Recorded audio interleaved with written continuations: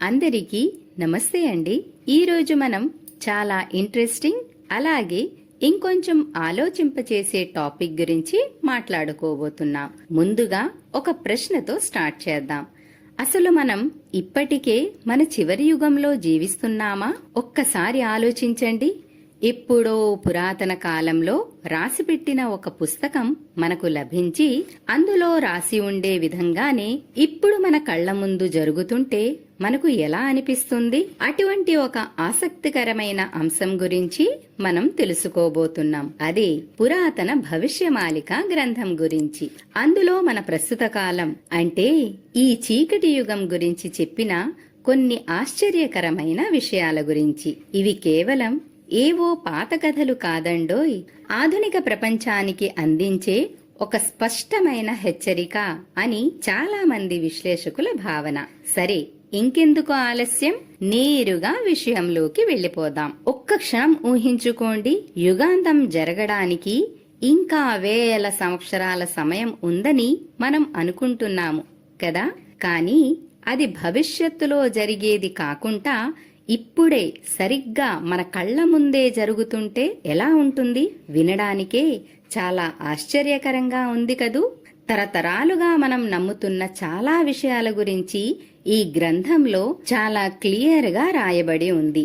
ఈ రోజు మనం తెలుసుకోబోయే ఆ విషయాలను ప్రధానంగా 6 కీలకమైన అంశాలలో చూద్దాం. మొదటిది, అంతం ఇప్పుడే మొదలైంది. రెండోది, చీకటి యుగం ఎలా మొదలైంది. మూడోది, సమాజ పతనానికి ఉన్న 12 సంకేతాలు. నాలుగవది, రాబోయే గొప్ప పరివర్తన. ఐదవది, కల్కి అవతారం రాక. మరియు చివరిది, మానవ మనుగడకు మార్గం. మొదటి అంశం చూద్దాం. అంతం ఇప్పుడే ఆరంభమైంది. అసలు ఈ చీకటి యుగం యొక్క కాలాన్ని మనం ఎందుకు తిరిగి అంచనా వేయాలో ఇప్పుడు చూద్దాం. సాధారణంగా మనందరికీ తెలిసిన విషయం ఏంటి? ఈ కలియుగం ఏకంగా 4,32,000 సంవత్సరాలు ఉంటుంది అని అంటారు కదా. కానీ 16వ శతాబ్దంలో ఒడిస్సాకు చెందిన స్వామి అచ్యుతానంద దాస్ గారు తాళపత్ర గ్రంథాలపై వ్రాసిన భవిష్యమాలికలో ఒక సంచలమైన విషయం ఉంది.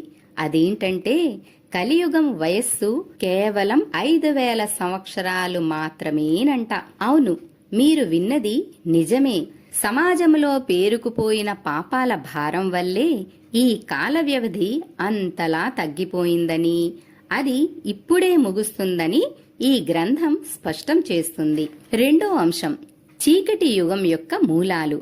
అసలు ఈ కలి అనే రాక్షసుడు భూమిపై ఎలా స్థిరపడ్డాడో తెలుసుకుందాం. ద్వాపర యుగం ముగిసే సమయాన్న జరిగే ఒక సంఘటనను ఇప్పుడు మనం గుర్తు చేసుకుందాం. పరీక్షిత్తు మహారాజు కలి అనే రాక్షసుడికి నివసించడానికి ఒక 5 స్థానాలను ఇచ్చాడు. అవి ఏంటో తెలుసా?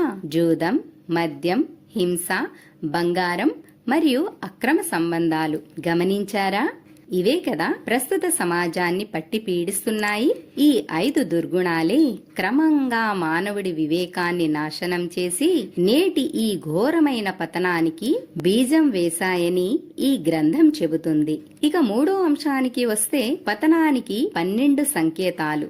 ఆధునిక వాస్తవాలను ఆ పురాతన పద్యాలు ఎలా ప్రతిబింబిస్తున్నాయో చూద్దాం. ఇది నిజంగా ఆసక్తి కలిగించే విషయం. ప్రాచీన ప్రవచనాలకు నేటి ఆధునిక వాస్తవాలకు మధ్య ఉన్న ఈ పోలికలు చూస్తే ఆశ్చర్యం వేయక మానదు. ఉదాహరణకు, పూరీ జగన్నాథుని ఆలయములో పవిత్రమైన మర్రి చెట్టు కూలిపోవడానికి 2019 ఫనీ తుఫానుకు సంకేతంగా చెబుతారు. నయం చేయలేని వ్యాధులను కోవిడ్తో ముడిపెడతారు. అలాగే మండిపోయే ఎండలు, కరుగుతున్న హిమానీ నదులు, నాసా ధృవీకరించిన భూమి అయస్కాంత ధృవాల మార్పులు, అంతేకాకుండా ప్రపంచవ్యాప్తంగా నలుమూలలా జరుగుతున్న భౌగోళిక రాజకీయ యుద్ధాలు, ఇవన్నీ కూడా భవిష్యమాలిక గ్రంథంలో చెప్పిన 12 వినాశకరమైన సంకేతాలతో అక్షరాలా సరిపోతున్నాయని విశ్లేషకులు భావిస్తున్నారు. జీవాన్ని ఇచ్చే సూర్యుడే జీవాన్ని తీసే సూర్యుడుగా మారుతాడు. వినడానికే ఎంతో భయంకరంగా ఉంది కదూ. భవిష్యత్తులో జరగబోయే ఆ విశ్వ విధ్వంసక సంఘటనలను ఇది సూచిస్తుంది. అంటే ఎవరి నుంచి అయితే మనం శక్తిని, పోషణను పొందుతున్నామో అదే సూర్యుడి ఉష్ణోగ్రత ఒకానొక దశలో మానవాళికి అసలు భరించలేనిదిగా మారిపోతుందని ఈ విషయాలు గట్టిగా హెచ్చరిస్తున్నాయి. ఇక 4వ అంశానికి చేరుకున్నాం. అదే గొప్ప పరివర్తన. భూమిని పూర్తిగా మార్చేయబోయే ఆ వినాశకరమైన రీసెట్ ను ఇప్పుడు మనం అర్థం చేసుకుందాం. ఈ ఖచ్చితమైన కాలక్రమాన్ని ఒక్కసారి పరిశీలించండి. విశేషకుల ప్రకారం 2025లో ఒక భయంకరమైన 3వ ప్రపంచ యుద్ధం మొదలై అది ఏకంగా 27 సంవత్సరాల పాటు సాగుతుందంట. ఆ తరువాత 2028 నుంచి 32 మధ్య కాలంలో బంగారం తన విలువలను పూర్తిగా కోల్పోతుందంట. ఇక 2034 నాటికి పవిత్రమైన కైలాస పర్వతం మానవుల ప్రవేశానికి తెరవబడుతుందంట. 2052 నాటికి ఆ సుదీర్ఘమైన యుద్ధం ముగుస్తుందని ఈ గ్రంథం ఒక స్పష్టమైన మ్యాప్ ను గీసింది. ఈ మార్పు సమయంలోనే మరో భయంకరమైన సంఘటన గురించి ప్రస్తావించారు.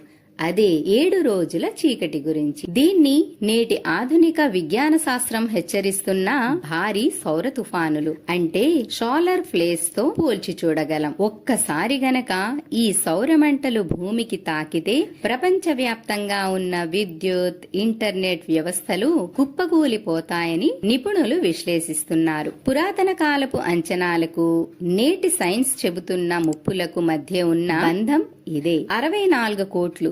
ఈ అతిపెద్ద సంఖ్యను కాస్త నిశీదంగా గమనించండి. ఇది రాబోయే ఆ మార్పు తీవ్రతను కళ్లకు కడుతుంది. గ్రంథాల అంచనా ప్రకారం ఈ ప్రకృతి విలయాలు, యుద్ధాలు అన్నీ ముగిసేసరికి ప్రపంచ జనాభా అమాంతంగా పడిపోయి కేవలం 64 కోట్లకు మాత్రమే చేరుకుంటుందంట.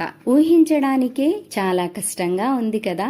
సరే, ఆ మిగిలిన 64 కోట్ల జనాభా ఎక్కడెక్కడుంటారో ఆ వివరాలు కూడా ఈ గ్రంథంలోనే ఉన్నాయని చెబుతారు. ధర్మం నిలిచి ఉన్న భారతదేశంలో 33 కోట్లు. అలాగే ప్రపంచ వ్యాప్తంగా మిగిలిన దేశాలన్నింటిలో కలిపి 31 కోట్ల మంది మాత్రమే ప్రాణాలతో ఉంటారని స్పష్టంగా రాయబడి ఉంది. ఇక్కడ ఎలాంటి పక్షపాతం లేకుండా కేవలం ఆ మూల గ్రంథంలో ఉన్న సమాచారాన్ని మాత్రమే మీ ముందు ఉంచాను. అంతా నాశనమేనా? ఇక పరిష్కారమే లేదా అంటే ఉంది. అదే మన 5వ అంశం, కల్కి అవతారం రాక. ఈ గందరగోళాల మధ్య ధర్మాన్ని తిరిగి నిలబెట్టడానికి దైవిక జోక్యం ఎలా జరగబోతుందో చూద్దాం. కల్కి అవతారానికి సంబంధించిన చాలా ఆసక్తికరమైన వివరాలు ఇవి. కల్కి భగవానుడు ఉత్తర భారత్లోని సంబల్ ప్రాంతంలో విష్ణుయస్ మరియు సుమతి దంపతులకు జన్మిస్తారని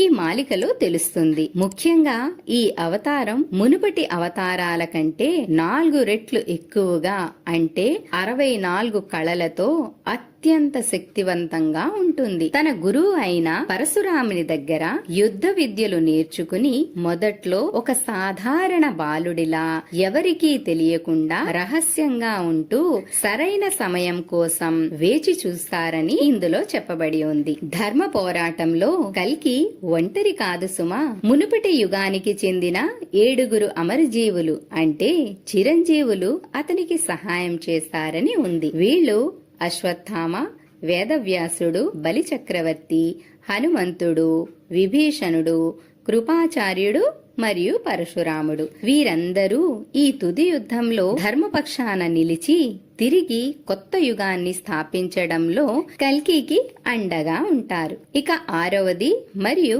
చివరి అంశం, మనుగడకు మార్గం. ఇంతటి వినాశనం నుండి మానవాళి తమను తాను ఎలా కాపాడుకోగలదో ఈ మాలిక ఏం చెబుతుందో తెలుసుకుందాం. ఇదంతా విన్నాక భయపడవలసిన పనేమీ లేదు. ఎందుకంటే దీనికొక సానుకూలమైన ముగింపు కూడా ఉంది.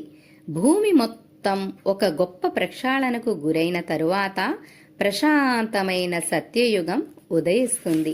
ఎవరి హృదయం అయితే స్వచ్ఛంగా నిస్వార్థంగా ఉంటుందో వారందరికీ గతంలో ప్రవేశించడానికి ఏమాత్రం వీలులేని కైలాస పర్వతం లాంటివి 14 దైవీక లోకాలకు ద్వారాలు తెరుచుకుంటాయని ఈ మాలికలో వివరించబడి ఉంది. ఇది నిజంగా ఒక విశ్వ పరివర్తన. మరి ఈ ప్రళయాన్ని మనం దాటాలంటే ఏం చెయ్యాలి? మనం ఖచ్చితంగా పాటించాల్సినవి ఇవే. మొదట చెప్పుకున్న 5 దుర్గుణాలు అంటే జూదం, మద్యం, హింస, దురాశలకు పూర్తిగా దూరంగా ఉండాలి. ముఖ్యంగా మూగజీవుల పట్ల అపారమైన కరుణ చూపించాలి. నిరంతరం దైవనామాన్ని స్మరిస్తూ ఈ ఆధునిక కాలపు భౌతిక సంపద, అవినీతి వెంట పడకుండా ఉండాలి. ఇలా జీవించేవారు మాత్రమే రాబోయే ఆ కొత్త యుగంలోకి అడుగు పెడతారని భవిష్యమాలిక నొక్కి మరీ చెబుతుంది.